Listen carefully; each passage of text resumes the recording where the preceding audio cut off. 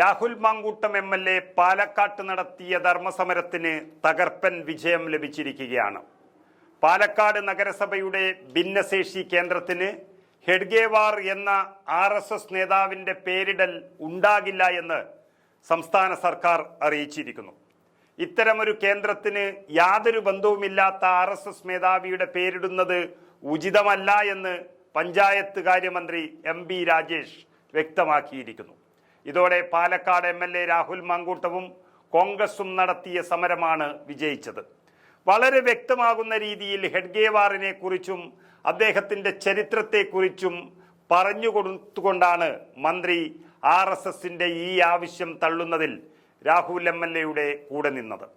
അതായത് ബ്രിട്ടീഷുകാർക്കെതിരെ പോരാടാൻ പാടില്ലെന്ന് പറഞ്ഞയാളാണ് ഈ പറയുന്ന ഹെഡ്ഗേവാർ എന്നും സ്വാതന്ത്ര്യ സമരത്തിൽ പങ്കെടുക്കാത്ത ആളാണ് ഈ ഹെഡ്ഗേവാർ എന്നും അതുകൊണ്ട് തന്നെ ഭിന്നശേഷിക്കാർക്കായി നിർമ്മിക്കുന്ന ഈ കെട്ടിടത്തിന് അദ്ദേഹത്തിൻ്റെ പേരിടുന്നത് അനുചിതമാണെന്നും മന്ത്രി പാലക്കാട്ട് പോയി തന്നെ വ്യക്തമാക്കിയിരിക്കുന്നു. ഒരു കാരണവശാലും ഹെഡ്ഗേവാറിൻ്റെ പേരിടുന്നതുമായി മുന്നോട്ട് പോകാൻ അനുവദിക്കില്ല എന്ന് രാഹുൽ മാങ്കൂട്ടത്തിൽ പറഞ്ഞത് തള്ളിക്കളയാനാകില്ലെന്ന് ഉറപ്പായതോടെയാണ് വർഗീയവാദികളുടെ പേരിന് തടയിടാൻ മന്ത്രിയും തീരുമാനിച്ചത്. മുനിസിപ്പാലിറ്റി കൗൺസിൽ യോഗത്തിൽ ഇക്കാര്യം ഇതുവരെ ചർച്ച ചെയ്തിട്ടില്ല.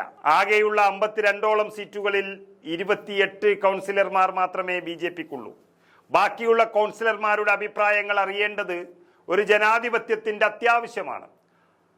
ആ മര്യാദ പോലും പാലിക്കാതെയാണ് BJP ഈ നീക്കം നടത്തിയത്. പക്ഷേ മന്ത്രി തന്നെ ഇപ്പോൾ കാര്യങ്ങൾ വ്യക്തമാക്കിയതോടെ BJPയുടെ ആ എല്ലാ നീക്കങ്ങളും പൊളിഞ്ഞിരിക്കുന്നു.